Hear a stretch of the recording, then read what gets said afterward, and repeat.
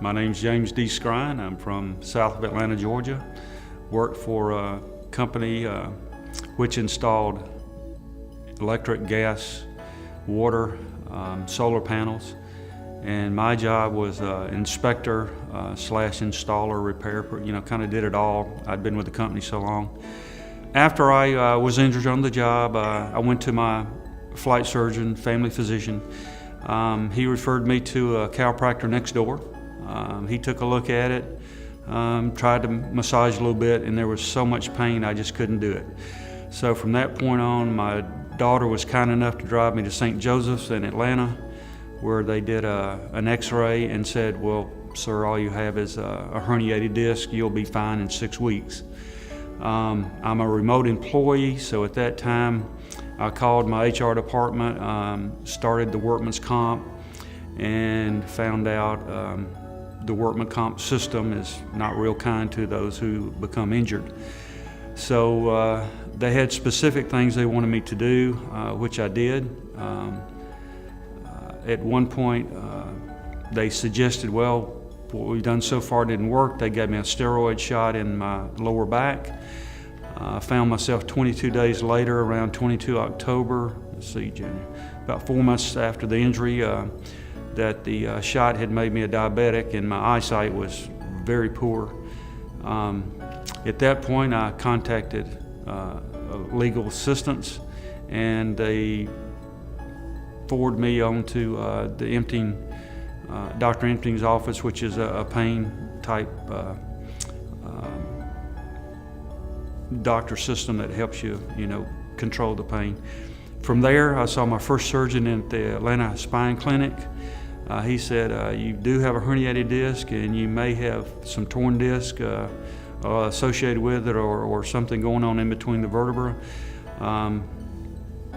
And I really didn't understand it, but he put it in writing, and I had my legal assistant explain it to me. He says, you're probably going to wind up with surgery. So I sat at home for a couple of weeks, and Dr. McCord's name came up.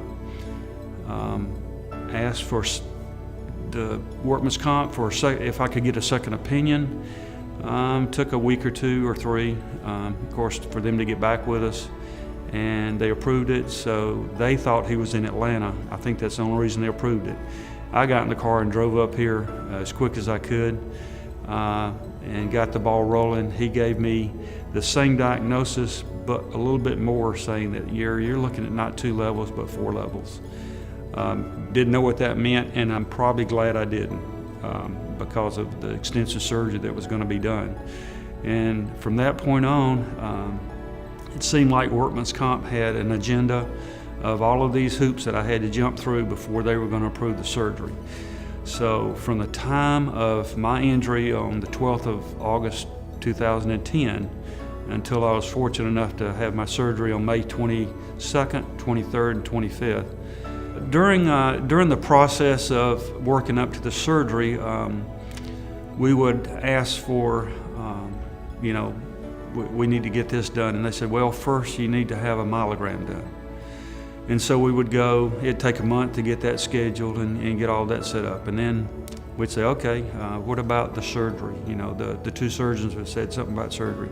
Well, we really need you to have a discogram done to make sure that that's what we're doing. And I'm going, now how's this insurance company telling me that these 2 surgeons that don't know each other have agreed that we have to have this done, and now I've got to go have a discogram done. So we have that done. And these things are not, they're painful and probably expensive.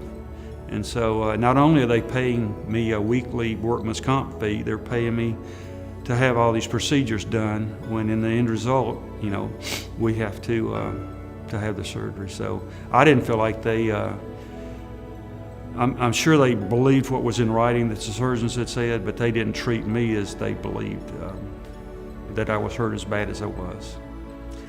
During the setting up of the pain medicines and this, that, and other, I told Dr. Larry Empting that I wanted a second opinion. He said, that's probably a pretty good idea with the extensive damage done to your back. So we started talking, you know, what options we had and you know, where in Atlanta we could go or something like that. And he goes, you know, there's a guy in Nashville that doesn't move the spine over. He goes in from the front and then he goes in from the back, and he's having some real good success with that. Would you be interested in it? And I said, well, sure. You know, because moving the back over moves nerves and you may damage something else. And so we talked about it, and the pain level I was still getting worse. And so for me, that's a 5.5 hour drive if nothing's wrong with you. It's an 8 hour drive if you're hurting and have to stop every 2 hours. So we came up here, we being myself, drove up here and had the initial consultation with the x-rays and all, and he said, you know, let's do it. And so I think from that point on, it was still 6 months before we ever got the surgery approved. During the whole process of dealing with workman's comp, one of I call it a trick, it's probably a administrative thing they have to go through, but I didn't understand it. You start off with a caseworker or someone's assigned to your case, then conveniently, when something comes up you ask for, they change. And that new person is just absolutely ignorant to what your case is, so there's another month. And then the lawyer that's their lawyer conveniently is changed somewhere down the line. So now he has to get up to speed on your case, you know. So I felt like you know, here I am having a fight for every procedure, and now they're throwing curves in there to slow down the process even further. So now, you know, not only do you have to jump through the hoops, you got to fight for the person to stay with you and believe in you and help you out and this, that, and other. And it's a shame that you have to go to a lawyer to have him write a letter to tell them to do their job. The bottom line for anyone working with workman's comp is that you're going to have to fight for everything to get your health back. And the best way to do that for me was to fight through Dr. McCord to get my surgery done. And that's what happened, and now I'm able to walk again. I'm a 23-year military pilot. I've seen it all. My 17 years were picking up dead people or people that had been injured and carrying them to hospitals and seeing families and having to tell them they didn't make it. Some guy came in here that I met in the waiting room.